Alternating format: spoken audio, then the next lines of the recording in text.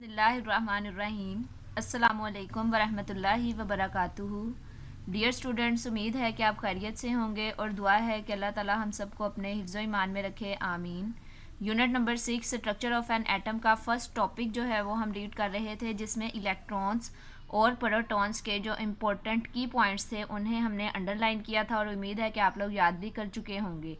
इसके साथ हमने यहाँ पे जो साइड बॉक्स है जिसमें सब एटॉमिक पार्टिकल्स के नेम और उनके साइज और मास को जो है केजी में डिफाइन किया गया है, डिस्क्राइब किया गया है, वो भी आप याद कर चुके होंगे। नेक्स्ट है हमारे पास न्यूट्रॉन। न्यूट्रॉन की रीडिंग करते हैं।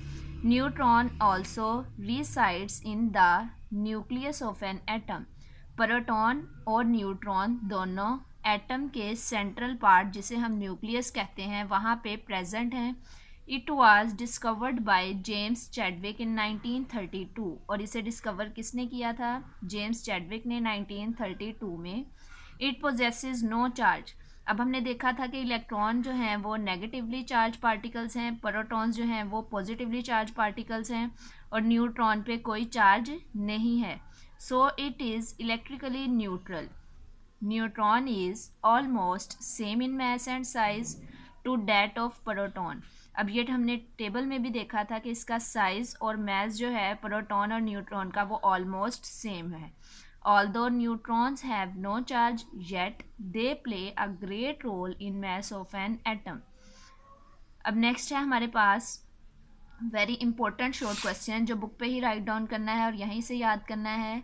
Y is atom neutral? कि हमने देखा कि एटम के ऊपर जो है वो इलेक्ट्रॉन्स यानी नेगेटिवली चार्ज पार्टिकल्स भी प्रेजेंट हैं, प्रोटॉन्स यानी पॉजिटिवली चार्ज पार्टिकल्स भी प्रेजेंट हैं, फिर भी हम इसे न्यूट्रल कहते हैं, यानी ओवरऑल इस पर कोई चार्ज नहीं होता। तो क्यों कहते हैं?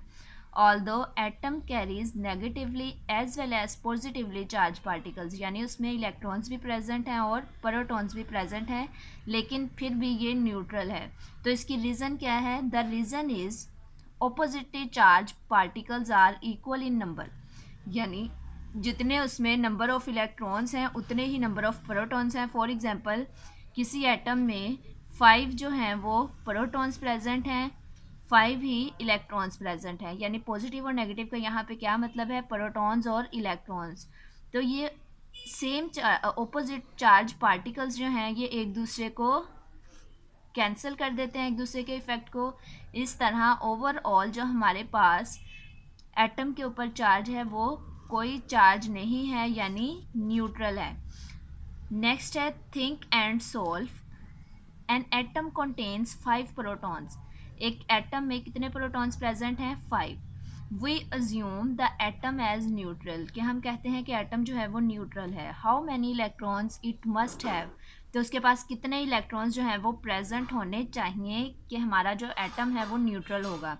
तो 5 प्रोटॉन्स प्रेजेंट हैं तो 5 ही इलेक्ट्रॉन्स प्रेजेंट होंगे, तो ओवरऑल एटम पे कोई चार्ज नहीं होगा। नेक्स्ट है do you now Rutherford discovered of proton. हमने प्रोटॉन में देखा कि किसने डिस्कवर किया है? रदरफोर्ड ने 1922 में। Also discovered the nucleus of an atom.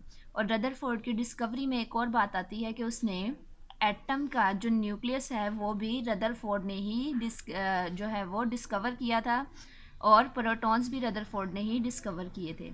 अब एक दफ़ा इसकी स्ट्रक्चर ऑफ एन एटम को ओवरऑल देख लेते हैं कि किसी एटम का जो सेंट्रल पार्ट होता है, सेंट्रल पार्ट को हम कहते हैं न्यूक्लियस। और न्यूक्लियस में क्या क्या प्रेजेंट हैं? प्रोटॉन और न्यूट्रॉन, यानी जिस पे पॉजिटिव चार्ज है और जिन पे कोई चार्ज नहीं है। तो ये दोनों प्रेजेंट होते हैं हमारे पास न्यूक्लियस में। और न्यूक्लियस के इर्द गिर्द ये शेल्स हैं, यानी रास्ते हैं किसके?